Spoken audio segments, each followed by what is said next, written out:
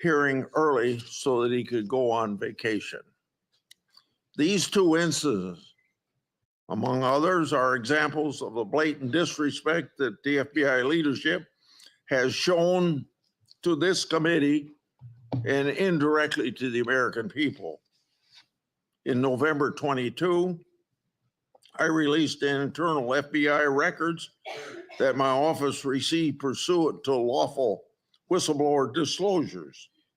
Those records provided data about how hundreds of FBI employees who had retired or resigned to avoid discipline, many of those employees engaged in sexual misconduct in the worst workplace. Those records also showed lower level FBI employees were punished. Lower level employees of the FBI were punished more harshly than senior level employees. No, fairness was out the window. Over 1 year later, with no response from the FBI, I asked Director Wray about this at a December 5, 23 hearing before this committee. He publicly pledged to get me the data I requested November, a year before. He and his deputy director never followed through. I also questioned Director Wray about improperly classified information relating to Afghan evacuees placed in our country. At that time, approximately 50 evacuees were already deemed potential national security concerns. So what's the number now? The public has a right to know. I've also raised concerns about whistleblower disclosure, saying that the FBI moved agents from child sex abuse cases to those January 6 cases. The FBI under Director Wray never got his priorities straight. With respect to weaponization, I'd like to turn to a letter I wrote July 20 of 2022. That letter noted that Assistant Special Agent in Charge, Thibault, was a key official involved in opening the elector case that became the Jack Smith lawfare operation. That's not supposed to happen. An official at Thibault's rank and position isn't supposed to open cases. That's the job of special agents. For those who don't remember, Thibault was the anti-Trump agent that violated the Hatch Act for his political conduct in office. My letter also noted that Richard Pilger, who ran the Justice Department's election crime branch, was involved in the approval. Now I'd like to call the committee's attention to something I'm going to share with you, information about the FBI's that's never been made public before. Do you have those? Oh yeah, I'm sorry. In my hand are a series of FBI emails. The first is an email that Thibault sent to subordinate agent on February the 14th, 2022. He said, quote, "Here's a draft opening language we discussed," end quote. The draft opening was attached and it included material that would later become part of Jack Smith's elector case. The second email, February 24th, 2022, email from Thibault to John Crabb, a prosecutor in the U.S. Attorney's Office for the District of Columbia, saying, quote, "I had a discussion with the case team and we believe there is predication to include former President of the United States, Donald J. Trump, as a predicated subject," end quote. This FBI case would later be codenamed Arctic Frost. The third email, February 24th, 2022, email from Tebow to John Crabb, noting that the Attorney General and the FBI approval will be sought to open the case. The fourth email, February 25th, 2022, email from Tebow, subordinate agent, saying they added Trump and others as a criminal subject to the case. Tebow responded, quote unquote, perfect. The fifth email, March 22, 2022, from Tebow, emailing a version of an investigative opening for approval. This didn't include President Trump. I want to make clear, that one didn't include President Trump as a criminal subject. The sixth email is on April 11th, 2022, from Tebow approving the opening of Arctic frost. The seventh email is an April 13th, 2022 email from FBI agent to Tebow stating that the FBI deputy director approved its opening. The eighth email on the same date had Tebow emailing John Crabb that the elector case was approved. Crabb responded, quote, thanks a lot. Let's talk next week, end quote. Between March 22nd and April 13th, other versions of the document opening the investigation existed because a ninth email shows that the FBI General Counsel Office made edits on March 25th. Was Trump still removed as an investigative subject? If so, which Justice Department FBI officials other than Jack Smith later added him for prosecution? I expect the production of all records on this matter to better understand the full fact pattern and whether other records exist. Notably, approval of these documents was also given by Richard Pilger. This committee has written about Pilger undermining the Justice Department's efforts during the 2020 election for partisan purposes. These emails and documents substantiate my July 2022 letter, which the FBI ignored. And I hope you, when you get there, won't ignore my letters. Partisan FBI agents and DOJ officials tried and ultimately succeeded in launching a full field criminal investigation and prosecution of the President of the United States. Justice Department and FBI leadership acted in concert to further a political scheme to take down Trump, just like they did with Crossfire Hurricane. They have yet to learn a lesson, and I hope you'll learn that lesson for them or teach that lesson. And their conduct, yet again, seriously eroded integrity of this once storied institution. As I've said before, if a politically charged investigation is to be open, it must be done the right way. And that didn't happen here. Mr. Patel, in my time, I've never seen our law enforcement intelligence community institutions so badly infected with political decision-making. And I say intelligence community because you know what happened when 55 people, former or present intelligence agencies, signed a letter in 2020 that the laptop was a Russian hoax, as an example. So all of this is these institutions breaking faith with we the people. Mr. Patel, you must be fair, you must be consistent, but you must be aggressive. Your actions must be based on accountability. And transparency brings accountability. Should you do so, you'll have my support. And remember, either you're going to run your agency or the agency's going to run you. And the agency certainly ended up running Director Ray and probably people before him.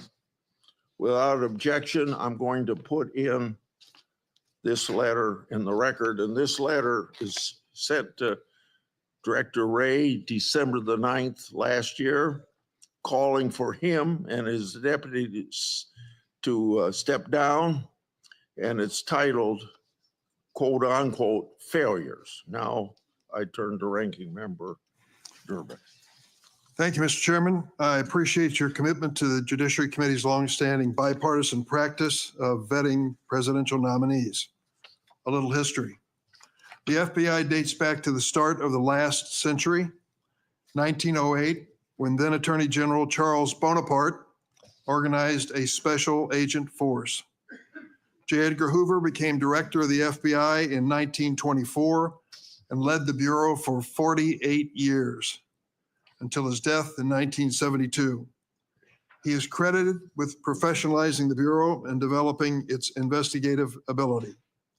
However, with little or no oversight, Hoover also used the Bureau's investigative powers improperly. He infamously directed the FBI to spy on Dr. Martin Luther King Jr., Thurgood Marshall, and other civil rights leaders of the day. In 1975, the United States Senate created Frank Church's committee, and they disclosed widespread abuses by the FBI and other U.S. intelligence agencies. The Church Committee concluded these agencies had engaged in illegal surveillance, and as a result, quote, groups and individuals have been assaulted, repressed, harassed, and disrupted because of their political views, social beliefs, and their lifestyles. And quote, the intelligence agencies have served the political and personal objectives of presidents and other high officials. The Hoover era of the FBI, the Watergate scandal, and the findings of the Church Committee highlighted the risk of political interference in FBI investigations and led to significant, important reform. In 1976, Congress passed a law that limits the FBI director to a single term of 10 years, which was intended to insulate that position from political influence. And critically, we made the FBI director's appointment subject to the advice and consent of the Senate.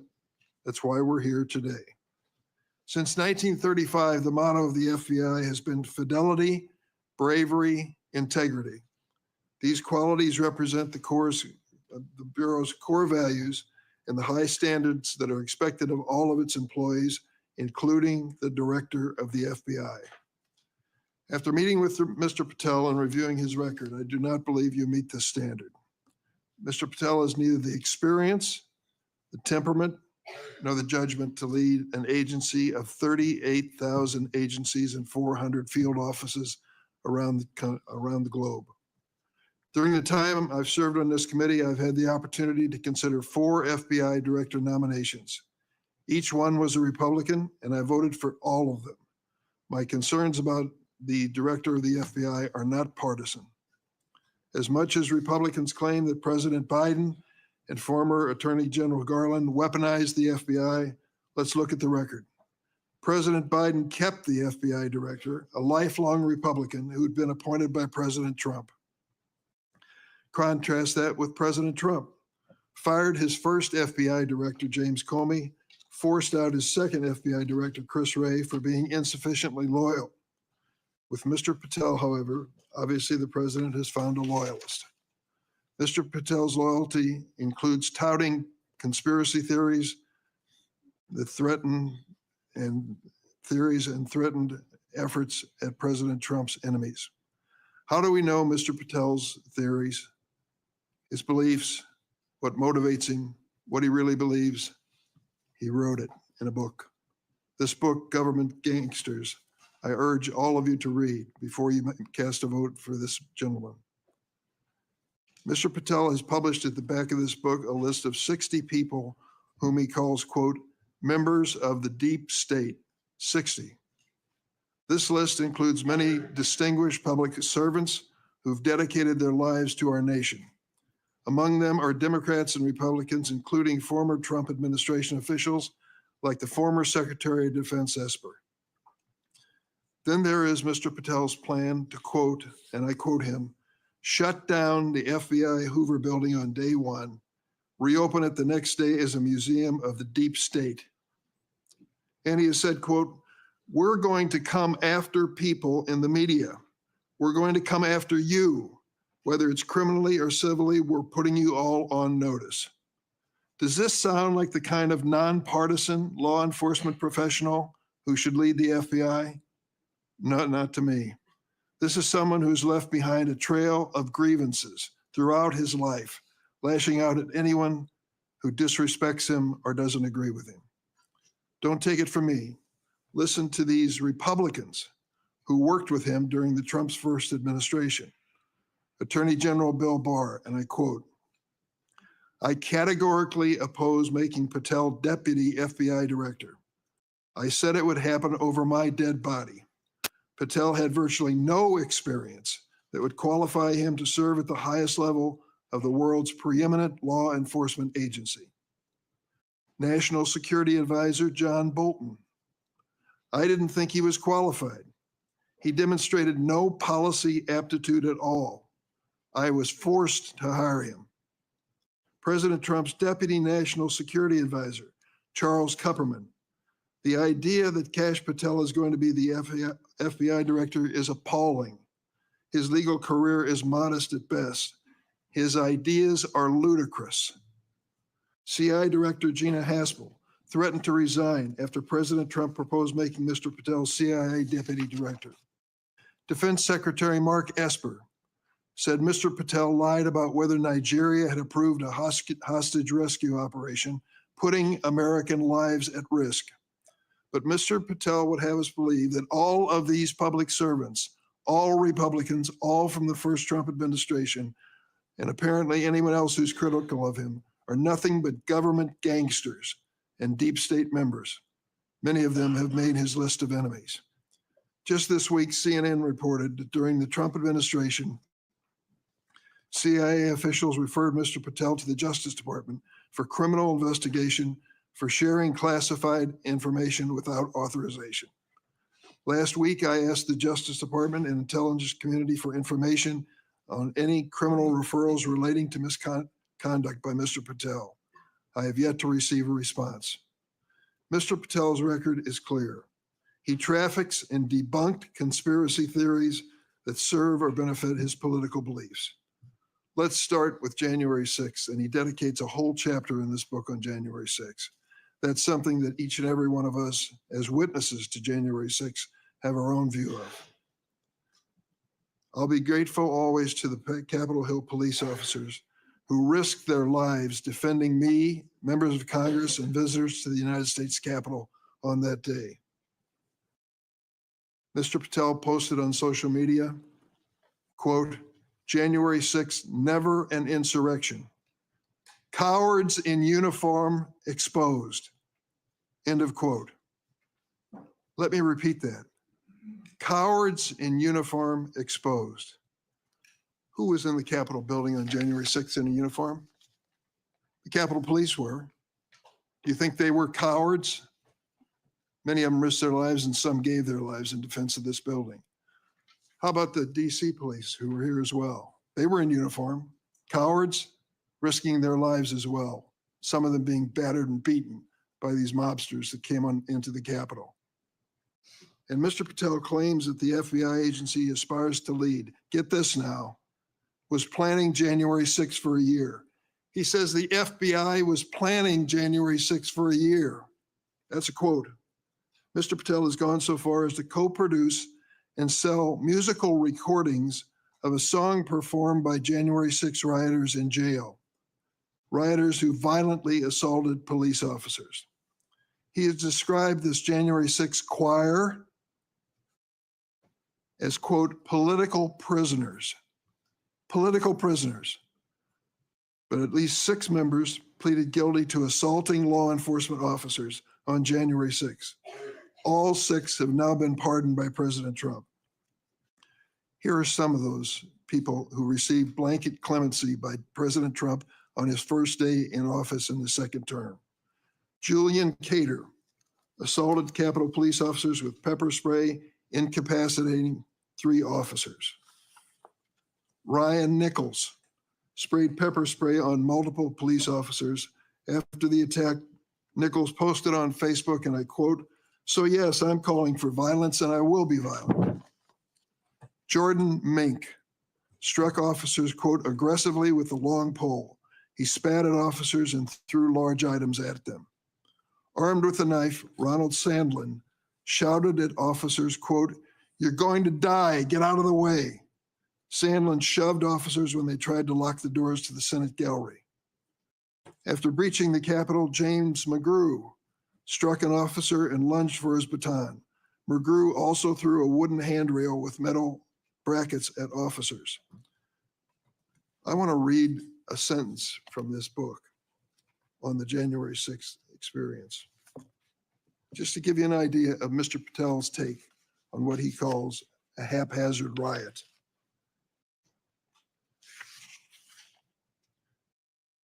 By everything we could see, the crowd at the Capitol was unarmed or armed only with non-lethal objects like bottles, flagpoles, or bike racks. Mr. Patel has also peddled conspiracy theories for his own financial benefit, promoting a line of dietary supplements that claim to help people detox from COVID-19 vaccines. During my time on this committee, I was fortunate to get to know and work with former FBI Director Bob Mueller. I met him a few days after 9/11. That's when he took over the FBI. I trusted him, I worked with him, I did everything I could to help him because I believed that the FBI was a critical central agency in restoring America's confidence that we were safe. Bob Mueller was an extraordinary man. Oh, he was a Republican, make no bones about it. He said it and admitted, and I knew it. He comes from the San Francisco area. And when he was in college and graduated, a friend of his a year ahead of him had enlisted in the Marine Corps and was killed in Vietnam. Bob was inspired to do the same thing, join up in the Marine Corps, and he did. And he was a first lieutenant in Vietnam. He received a Bronze Star with a Valor Pin, and he also received a Purple Heart. He was injured in battle. I read about his experience because after he was healed from that wound to his leg, he returned to combat. He was just that kind of fella. Regardless of party, he was a real American. He was a longtime federal prosecutor, a U.S. attorney, the head of the DOJ's criminal division, and acting deputy attorney general before he became head of the FBI. After 9/11, I worked with him, and we had a good relationship, a professional relationship. We didn't always see eye to eye, but I respected him so much for what he had given to this country. In this book, Mr. Patel calls Director Bob Mueller, quote, "a swamp creature."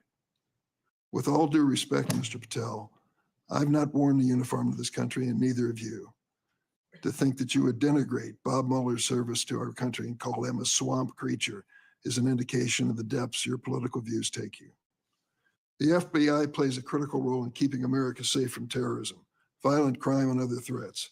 Our nation needs an FBI director who understands the gravity of this mission and is ready on day one, not someone who is consumed by his own personal political grievances. The American people deserve an FBI director focused on keeping our families safe from terrorism, drug trafficking, and violent crime, not this checklist of grievances we find in this book. Mr. Patel, your record makes it clear you're not that person. I yield.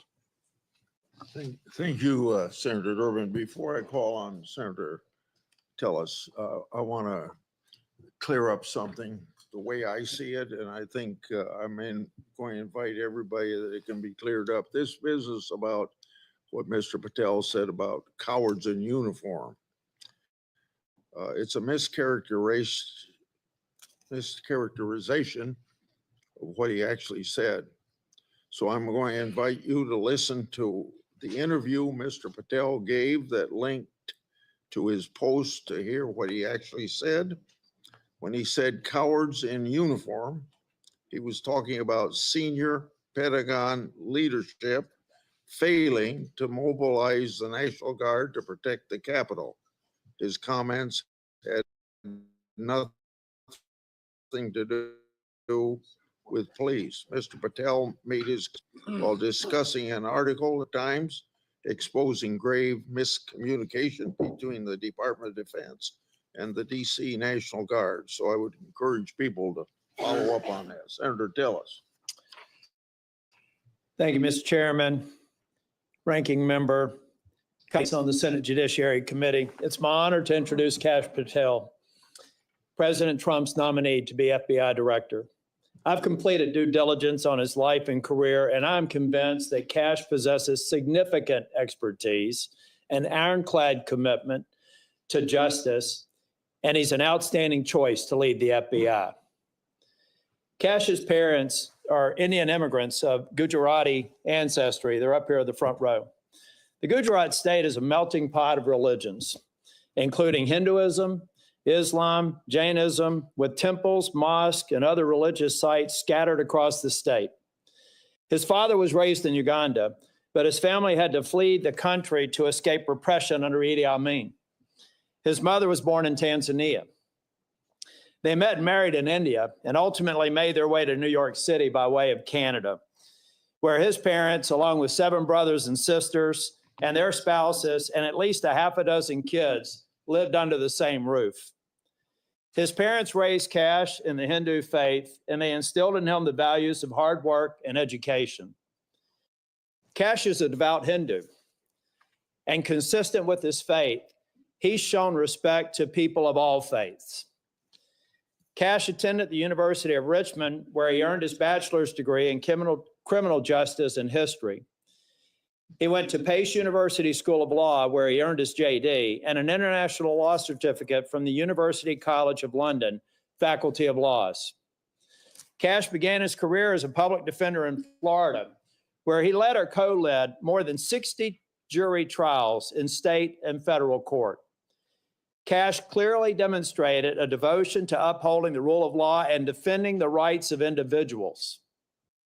Kash led the defense of Jose Buitrago in United States versus Buitrago, a high-profile case in Florida in 2015.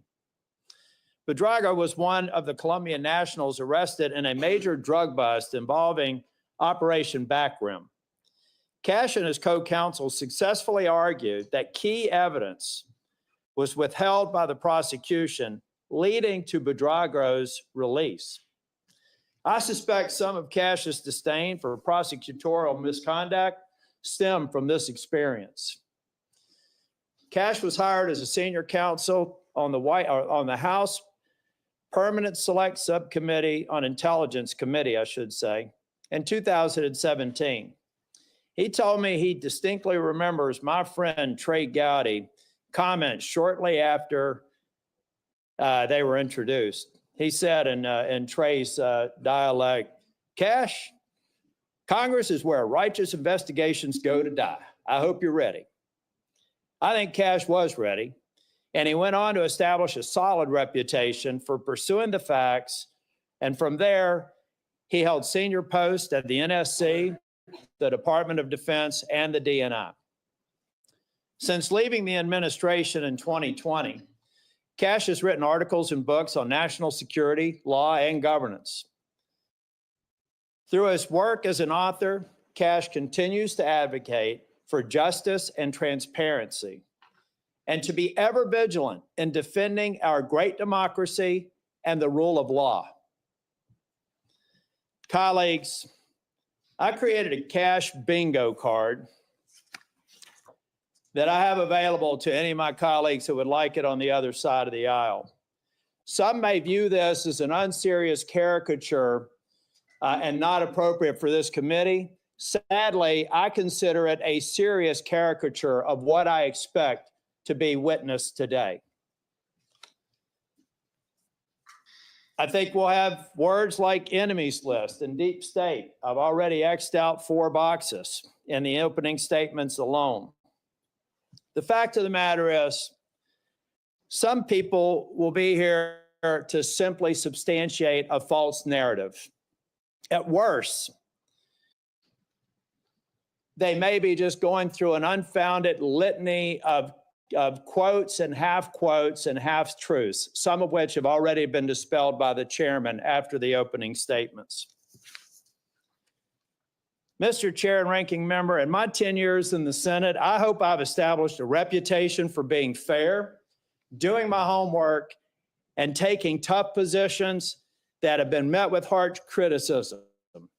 Heck, I've even been censured by my entire state and 30 counties for taking tough positions. And I stand by those decisions today and my decision to support Kash Patel. When President Trump announced his intent to nominate Kash, I contacted Trey Gowdy and others who worked with Kash, and they gave me glowing recommendations. So I called Kash on December the 2nd, and I offered to help him with his nomination. Since then, we have spent hours together, in person and on the phone. I've asked him difficult questions, and I've urged him to reach out to members across the aisle. In fact, Kash Patel has met with 60 members of the U.S. Senate, every member except the last 3 who were sworn in, and the majority of the members on the other side of the dais in this committee and members off the committee. Chair Grassley, Ranking Member Durbin, friends and colleagues on the committee, I've completed my due diligence of Kash Patel, and I am honored to provide my strongest recommendation for his confirmation. Thank you, Mr. Chair. Thank you for that introduction. Before I swear you, I want to make clear that before you give your statement, if you want to introduce family and friends in the audience, you're welcome to do that. Would you please stand? Raise your hand. Do you swear or affirm that the testimony you're about to give to the committee will be the truth, the whole truth, and nothing but the truth? So help you God. I do, Mr. Chair. Okay. You may proceed. Chairman Grassley, Ranking Member Durbin, and members of the Judiciary Committee, thank you for the opportunity to appear today. I must start with a word of prayer for the tragic accident that befell our nation last night, where we lost civilians and service members. I pray for their families. I pray for law enforcement and military personnel, and I pray for their souls, and hopefully God will find them peace in the near future. I'd like to welcome my father, Pramod, and my mother, Anjana, who are sitting here today. They traveled here to get here from India. My sister's also here, Nisha. She also traversed the oceans just to be with me here today. It means the world that you guys are here. Jesse Krishna. I wouldn't be here today without their guidance, their unwavering support, and their relentless love. When President Trump informed me of his intention to nominate me as the director of the FBI, I was deeply honored. Sitting here today, I carry not only the dreams of my parents, but also the hopes of millions of Americans who stand for justice, fairness, and the rule of law. My commitment to these principles is deeply rooted in my family's history, which has profoundly shaped my worldview. My father fled Idi Amin's genocidal dictatorship in Uganda, where 300,000 men, women, and children were killed based on their ethnicity, just because they happen to look like me. My mother is originally from Tanzania. She studied in India, as did my dad, and they were married there. They would later emigrate to New York, as the senator pointed out, where I was born, and we were raised in a household of my father's 7 siblings, their spouses, and at least half a dozen children. That's the only way we knew how to do things at the time, in the 70s and 80s, the Indian way. But we would soon learn the American way. These values have shaped and been the driving force of my career in 16 years of government service. Protecting the rights of the Constitution is of the utmost importance to me and has been every single time I've taken that oath of office. The recent terrorist attacks in New Orleans tragically claimed the lives of 14 innocent Americans and serve as a stark reminder that our national security is at threat, both internally and externally. The FBI, the Federal Bureau of Investigation, and the Department of Justice, where I served, play a pivotal role in securing our freedoms and our safeties for American citizens. If confirmed as the next FBI director, I will remain focused on the FBI's core mission. That is to investigate fully wherever there is a constitutional factual basis to do so, and to never make a prosecutorial decision that is solely the providence of the Department of Justice and the Attorney General. For the first 8 years after law school, I served as a public defender, first for Miami-Dade County and later for the Southern District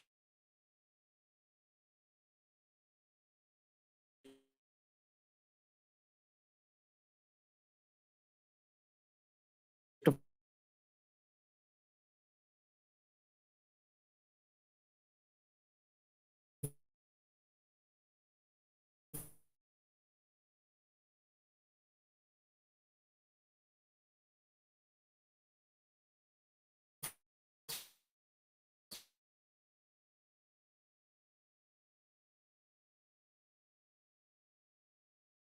Florida. During that time, I represented some pretty